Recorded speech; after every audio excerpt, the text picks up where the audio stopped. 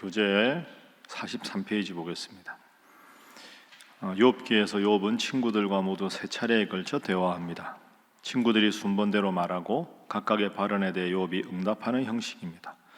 순서로 볼 때 가장 권위 있어 보이는 대만 사람 엘리바스가 먼저 이야기합니다. 엘리바스는 악인에 대한 보응 때문에 고난이 주어진다는 전통적인 이해를 가지고 대화합니다. 엘리바스는 욥이 고난의 원인을 바로 알지 못한다고 여기며 욥을 가르치려 합니다. 또한 엘리바스는 하나님의 위대하심과 자비로운 돌보심을 찬양하면서 동시에 욥을 정죄합니다. 모든 사람이 죄인이기에 욥도 분명 숨겨진 죄가 있어 고난이 온 것이라는 겁니다. 욥을 정죄하며 하루빨리 회개하라고 촉구합니다. 이제 방금 읽은 대로 오늘 이 4장부터는 계속해서 대만 사람 엘리바스, 수아 사람 빌닷, 나아마 사람 소발, 이 세 명의 친구가 교대로 욥에게 꾸지람을 합니다. 너 잘못한 게 있으니까 벌 받는 거다. 욥은 그게 아니다. 그 다음 사람이 또 그런 말하고 또 항변하고 계속 이게 이제 반복이 됩니다. 오늘은 이제 대만 사람 엘리바스가 세 명의 친구 중에서도 제일 연장자고 권위가 있는 이 친구가 드디어 욥과 대화하는 그런 장면입니다. 이 대만이라는 곳은 에돔의 도시입니다. 에서의 후손이었던 에돔 사람들이 살던 도시인데 아마 그 대만이라는 곳에 살던 나름 지혜로운 사람이 엘리바스입니다. 그러니까 나름대로 연장자고 지혜가 제일 있다고 생각하니까 욥에게 이제 먼저 대화를 꺼내는 거죠. 자, 한마디로 이 딱 엘리바스 입장이 뭐냐? 방금 읽었는데요. 4장 7절입니다. 4장 7절. 엘리바스가 여러 말을 하는데 딱 한 문장으로 하면 4장 7절 가지고 욥을 공격합니다. 자, 4장 7절 함께 읽습니다. 시작. 생각하여 보라. 죄 없이 망한 자가 누구인가? 정직한 자의 끊어짐이 어디 있는가? 죄 없이 망한 사람은 없다. 정직한 자는 끊어지지 않는다. 욥, 내가 지금 칠남삼녀를 하루아침에 잃고 아내는 떠나고 너의 온몸에 종기가 나고 왜 이런 끔찍한 일을 당했느냐? 죄 없이 망한 사람은 없다. 너 죄를 지었기 때문에 하나님 앞에 벌을 받는 것이다. 정직한 자가 끊어지는 법이 없다. 너는 지금 정직한 척하지만 분명히 죄가 있는데 모르고 있다. 그래서 이런 벌을 하나님께 받는 것이다. 너의 잘못을 얼른 하나님 앞에 이실직고 해라. 그래야 재앙이 그칠 것이다. 이게 이제 엘리바스의 입장입니다. 그리고 앞으로 읽어보면 친구들이 거의 대부분 이 입장입니다. 그러니까 이른바 인과응보론이죠. 원인이 너에게 있으니까 마땅한 하나님 앞에 벌을 받는 것이다. 그러니까 우리가 고난을 당할 때가 많죠. 고난을 당할 때 너 잘못한 게 있으니까 하나님이 벌 주는 거야. 이렇게 생각하기가 쉽습니다. 어떻게 보면 제일 그렇게 말하기가 편한데 그런 입장에서 말하는 게 엘리바스입니다. 자, 그러면 이걸 오늘 우리의 삶으로 한번 연결시켜 보겠습니다. 여러분, 잘못이 있으면 벌을 받습니다. 여러분, 아이가 자라다가 아주 나쁜 짓을 하면 아무리 선한 부모라도 호통을 쳐야 됩니다. 잘못하면 꾸지람을 받아야죠. 벌을 받는 게 맞습니다. 그런데 잘못을 해서 벌을 받는 경우도 있지만 잘못이 없는데도 벌을 받는 경우가 있습니다. 그 점을 여러분이 꼭 기억하셔야 합니다. 이게 욥하고 평행선을 달립니다. 잘못이 있으니까 너 벌을 받는다. 잘못한 게 없는데 왜 자꾸 그러느냐? 이게 욥 입장이거든요. 자, 그러면 인과응보론의 문제점에 대해서 한번 생각해 보겠습니다. 여러분이 예를 들어서 큰 어려움을 당했다. 내가 인생에 지금 큰 고통이 있다. 이걸 어떻게 해결해야 되느냐? 이 문제가 있겠죠. 그런데 잘 모르는 사람들은 너 잘못한 게 있어서 그래. 잘못한 게 있어서 벌을 받는 거야. 그 말이 부분적으로는 맞지만 틀립니다. 지금부터 세 가지를 일러드릴 테니까 우리가 교훈으로 한번 생각해 보겠습니다. 첫 번째 오늘 본문의 교훈이 뭐냐? 욥기의 교훈. 까닭 없는 고통도 있다 하는 게 첫 번째 교훈입니다. 까닭 없는 고통, 까닭 없는 고난도 있다 하는 거죠. 그러니까 여러분의 인생에 어려움이 탁 닥치면 제일 먼저 해야 될 일은 이 둘을 구분하는 겁니다. 이게 내가 지금 하나님 앞에 잘못해서 하나님께서 나에게 채찍질을 하는 것인가? 아니면 내가 잘못하지 않았는데 의로운 고난을 받는 것인가를 구분해야 합니다. 이게 첫 번째 단계입니다. 성경에도 무수히 나옵니다. 잘못해서 벌을 받는 경우, 예를 들어서 이스라엘 백성들이 우상 숭배하다가 아수르에게 망하고 남유다 백성들이 하나님이 그렇게 우상 숭배하지 말라고 수많은 선지자를 보냈는데 회개하지 않으면 망한다고 수없이 경고하셨는데 끝까지 우상 숭배하다가 바벨론에게 망하지 않습니까? 그건 잘못이 있어서 벌을 받는 경우입니다. 그런데 그렇지 않은 경우가 있습니다. 잘못이 없는데 고통을 받는 경우. 제일 대표적인 게 뭘까요? 예수님 십자가에 돌아가신 겁니다. 예수님이 잘못한 게 있어서 십자가에 돌아가신 게 아니지 않습니까? 의로운 선지자들이, 예를 들어서 눈물의 선지자가 누굽니까? 예레미야죠. 예레미야가 이대로 가면 나라가 망한다고 얼마나 울고 예언을 했습니까? 그런데 사람들이 다 예레미야를 미워하고 비난하고 공격합니다. 예레미야가 죽을 고통을 겪습니다. 예레미야가 잘못한 게 없습니다. 그러니까 잘못해서 받는 고난이 있고 의로운 고난이 있다 하는 거죠. 이 두 가지를 구분하는 것에서부터 시작됩니다. 그런데 엘리바스의 문제는 뭐냐? 욥이 지금 엄청난 시련을 당하네? 너 잘못한 게 많아. 죄가 있으니까 망하는 거지. 이렇게 생각하고 이 가능성을 말하지 않고 막 이제 욥을 비난하는 거죠. 그래서 여러분 꼭 기억하십시오. 내 인생에 어려움이 찾아올 때 하나님이 나의 부족함을 회개하라고 하시는 건지, 아니면 이건 나의 잘못과 관계없이 내가 감당해야 되는 일인지를 구분하는 것이 필요하다. 그게 첫 번째입니다. 자, 두 번째 오늘 본문의 교훈은 이것입니다. 섣부른 정답을 제시하지 말아야 한다 하는 게 두 번째 교훈입니다. 섣부른 정답을 제시하지 말게 하소서. 섣부른 정답, 참 이게 사람 힘들게 하는 거죠. 여러분, 이 엘리바스하고 빌닷하고 소발이 지금 위로하러 왔습니다. 처음부터 이렇게 꾸지람한 거 아닙니다.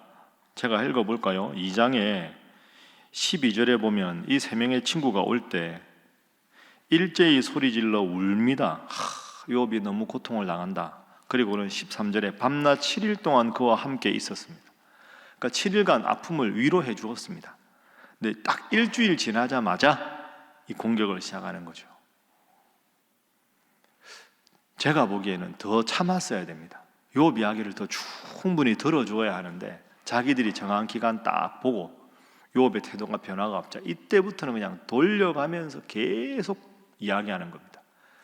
여러분, 의견을 제시하는 건 좋은데 상대방이 그 조언을 받아들일 마음의 여유가 있을 때 조언이 되는 겁니다. 상대방은 욥은 지금 죽을 지경인데 참을 만큼 참았다.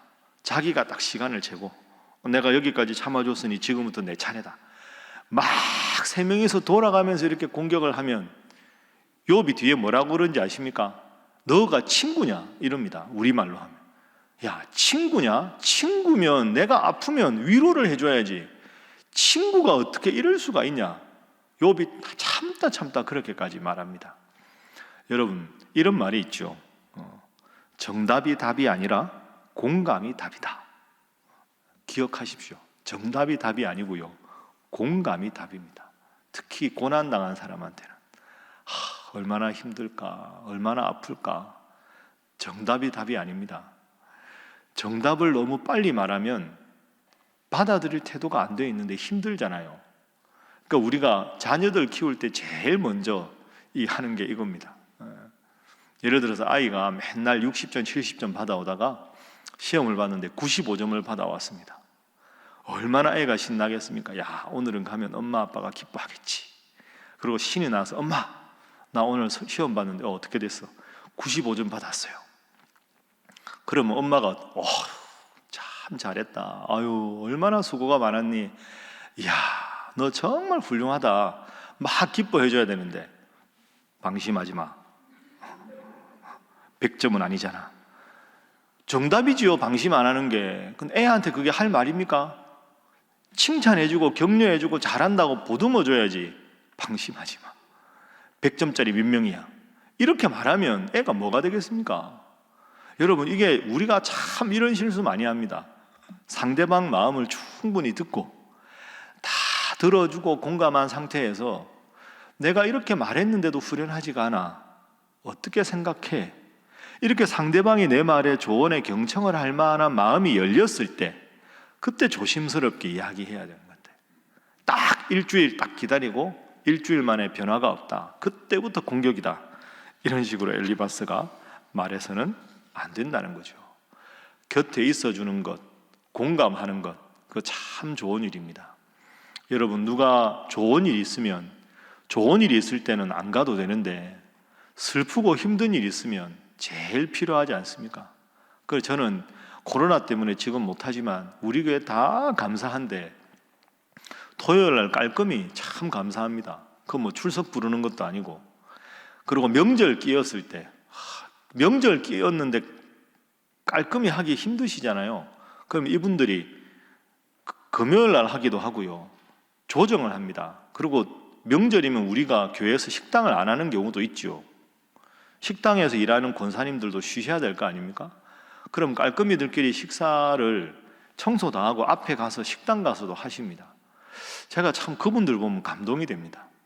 그리고 장례 났을 때 운구하시는 분들, 그 장례가 언제 날지도 모르는데, 그리고 하늘 위로 찬양대 하시는 분들, 교회가 보이는 데서, 뭐 저처럼 이렇게 보이는 데서 설교하고, 이게 아니라 보이지 않는 데서 땀 흘리고 헌신하고 수고하는 분들 때문에 다 잘 되는 거죠. 남들이 부담스러워하는 자리, 굳은 자리, 그러나 반드시 하나님께서 주목하시는 자리, 힘들고 어려운 사람 공감하는 게 하루아침에 되지 않고 끝없이 들어주어야 하지만, 그것이 그 사람을 살릴 수 있다면 섣불리 정답을 말하기 전에 깊이 열린 마음으로 공감할 수 있는 그런 마음 따뜻한 여러분들 모두가 되시기를 주님 이름으로 부탁합니다. 자, 마지막으로 왜 그럼 엘리바스가 이렇게 하느냐, 섣불리 정답을 말하고 왜 이러느냐, 잘 생각하면 심각한 문제가 있습니다. 엘리바스의 하나님 상이 잘못되었습니다. 하나님에 대한 상이 잘못되면, 내 이해가 잘못되면 이런 잘못을 범합니다. 여러분도 한번 비교해 보십시오. 자, 4장 17절 보십시오. 자, 4장 17절에 사람이 어찌 하나님보다 의롭겠느냐, 사람이 어찌 그 창조하신 이보다 깨끗하겠느냐, 그 말은 맞죠. 자, 18절, 4장 18절 함께 읽습니다. 시작. 하나님은 그의 종이라도 그대로 믿지 아니하시며 그의 천사라도 미련하다 하시나니. 아멘. 이게 문제입니다. 엘리바스가 왜 이렇게 했느냐? 하나님 상이 잘못된 겁니다. 하나님은 그의 종이라도 그대로 믿지 않으시는 분이다. 천사라도 미련하다 하시는 분이다. 이게 잘못입니다. 하나님을 이렇게 이해하니까 친구의 아픔에 대해서도 빨리 문제만 지적하는 겁니다. 하나님은 그의 종이라도 그대로 믿지 않으신다. 하나님이 이 정도로 우리에 대한 사랑이 없는 분이 아니죠. 그의 천사라도 미련하다 하신다. 비교하면 엘리바스가 믿는 하나님은 칭찬할 줄 모르는 엄한 아버지입니다. 항상 딱 가만히 계시다가 잘하는 일에는 전혀 칭찬하지 않고 조금만 잘못하면 막 꾸지람하는 아주 전통적인 엄한 아버지, 그런 상으로 하나님을 잘못 이해하고 있는 겁니다. 여러분 부모님은 어떠셨는지 모르겠는데, 과거에 우리가 전통적인 아버지 생각하면 어머니는 좀 따뜻하고 보듬어 주는데 아버지는 칭찬 한 번 안 하고 표정 안 바뀌고 항상 뭔가 아버지 앞에 가면 주눅 들고 내가 오늘도 아버지 앞에 꾸지람 듣지 않을까 하고 긴장되는 아버지 있지요. 딱 그거 아닙니까? 그의 종이라도 믿지 않으시고 천사라도 미련하다 하시는 분이 하나님이다. 너 지금 벌을 받는 거야. 엄한 하나님 앞에서. 너 잘못된 거야. 그러니까 엘리바스의 문제는 마음이 급한 게 아니고요, 사랑의 하나님을 몰랐다는 겁니다. 이게 오늘 본문의 세 번째 교훈입니다. 바른 하나님상을 갖게 하소서 하는 겁니다. 바른 하나님에 대한 이미지, 그 상이 필요합니다.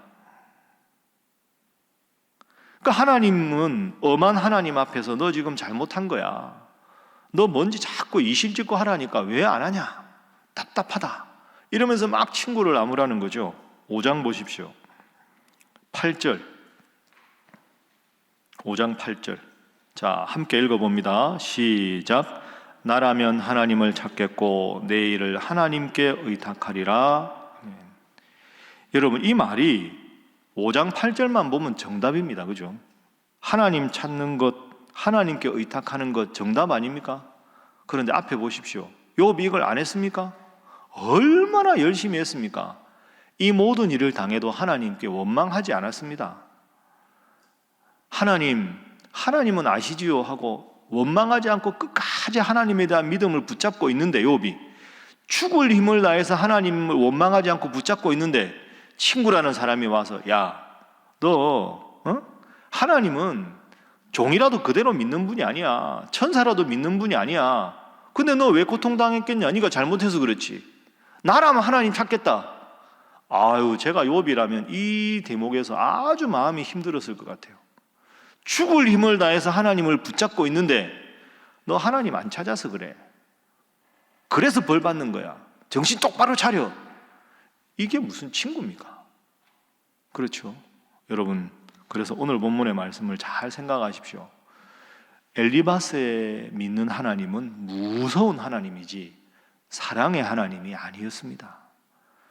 70번씩 7번이라도 용서해 주시고, 내가 구원받을 만한 그런 자격이 하나도 없는데도 예수님을 죽이시면서까지 나를 사랑하신 사랑의 하나님인데, 험한 아버지 같은 하나님 상만 붙잡고 있으니 고통에 대해서 위로할 줄 모르는 차가운 사람이 되어버렸습니다.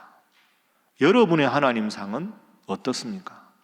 내가 새벽기도 늘 나오는데, 내가 이만큼 하는데, 그게 아니라 그저 모든 것이 은혜고, 그저 모든 것이 하나님께 감사할 일이고, 내가 나 된 것은 하나님의 은혜다.